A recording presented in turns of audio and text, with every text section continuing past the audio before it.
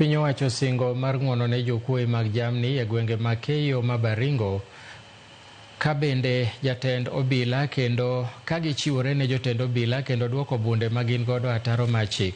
Koloso e kaunti ma Elgeyo Marakwet, jatend migawo mar arita Kipchumba Murkomen oyango ni maromo bunde 1,000 oseduoki e gwenge mag Hoho mar Okak e kinde ma bunde maromo 10,000 sirkal dhi nyime kod manyo. Instead of waiting for the police to come and look for you, present yourself. Yeah? And if you have not committed any offense but you had an illegal gun, that one we are not going to charge you. If you present yourself and say, forgive me my sins, here is an illegal gun I have left that life. In fact, we will go a step further to take you to college, to Usome, you know.